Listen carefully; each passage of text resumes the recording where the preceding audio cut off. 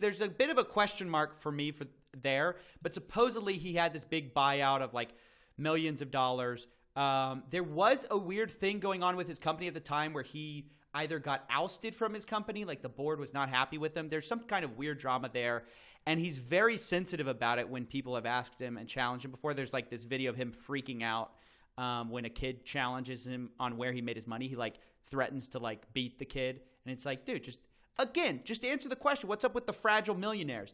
So I think Dan Pena is someone who is consistently exaggerating everything about his life, including the bears he's supposedly killed. He never killed a bear with his bare hands. Give me a break. Including his testosterone levels. He's like saying he has the testosterone levels of an Olympic athlete at the age of like 70 years old.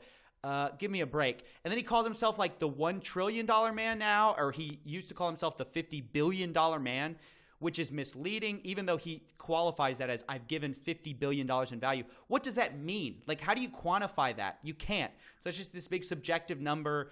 It'd be like if I started throwing myself on like I'm the $50 trillion man because millions of people have watched my content and I'm going to take credit for all of their income collectively. It's like, it's just dumb.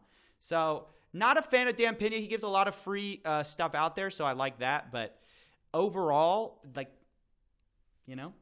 Fair enough. John?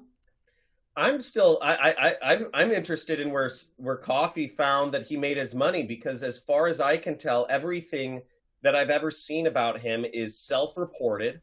From my loose research, if I can recall it, he basically created his own penny stocks and did pump and dumps.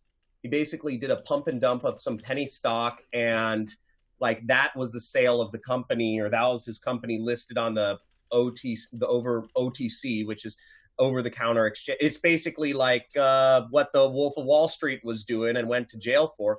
I think he just did it one time or something. I mean, he claims to be the CEO of Great Western Resources Inc. Where did he make his money? He says he sold that thing for like millions of dollars or whatever. That's what he says. Okay, that's what he says. All that is verifiable is that he owns some or somehow he has possession of some kind of castle in Ireland or whatever, and he dresses up in a suit. That's all we can verify. There's some interesting similarities between him and the other gurus, right? So Dan Locke's a student of his. This guy, Matt Lloyd, who recently got sued and went to jail, got sued and lost to the FTC for like $300 million, was a student of his. Jason Capital is also a student of his. I think there are a number of other people who are Spencer, do you know any other people who are students of his? No, not off the top of my head, no, but I know those guys specifically. Yeah, so those guys for sure, students of his. So he's had some of these like real, pretty hardcore, like Jason Capital, another cool dude. What's up? And by the way, Jason's on our list, so we can jump to I won't go over that. But basically, I find it weird. I think he's into this whole like secret bullshit. I think he's an actor. I think Dan Pena's an actor. I think the whole thing's an act. I think he wrote some fake story. It's like, who am I in the future? And he's like, I'm a $500 billion man. So I got to start calling myself a $500 billion man. I think the whole thing is an act. And he created this character because he wanted to be rich. And he just started saying, how am I going to make money? Oh, I'm going to charge people to go in my rented castle or some shit. I don't know. Let's go, John. Let's go. Fair enough. I think the guy, I don't know. I think the guy's a joke. And I think the whole like tough guy thing is, I think that's totally an act. Like what the, he's trying to get like business people that, I don't know, that lost their daddy or need a father figure or something. Dude, hey, if you ever want a guest spot on CoffeeZilla talking about Dan Pena, dude, if you gave that same speech, I looked into that guy. I think he's a joke, dude. Honestly, come on. Having a guest spot from John Crestani on Dan Pena would be maybe one of the greatest internet videos that ever hits the market, man. Oh my gosh, that was great. I think in that leads. I agree with you though. Like, it is targeting people who like lost their dads, because he's like, yeah, you need to grow up. You guys are garbage. It's like, dude, what are you doing?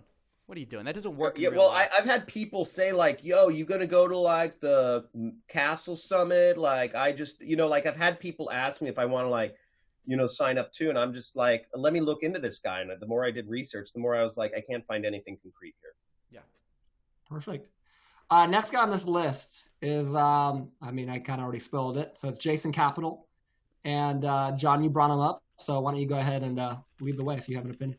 Well, Alex Jason Capital was his pickup artist name. So yeah. So Jason Capital it's a good sounding name. Yeah. I think the guy's cool. The guy's super dope. He runs a cool business. He's super legit. He made money before he was selling info products. He made money.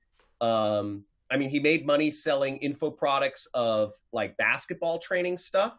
So that was his first thing. He's big into basketball. He lives in Orange County, or he lives in Newport Beach. So I visited his office in Newport Beach.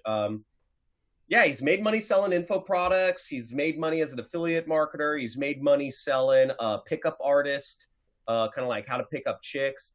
Good looking dude. He's good with the ladies. Lot of fun. Dude would party wild. With. He would party with. Good, like 2 thumbs up guy to party with for sure. And he's a really intelligent, hardworking guy. I have a lot of respect for Jason Capital. I think he's very underrated as far as the gurus go. Fair enough. I despite my the CoffeeZilla army begging me to make a video on him, have never done any research into the guy. I've done like very cursory stuff. Not much to say about the guy. I don't know. Pass. Fair enough.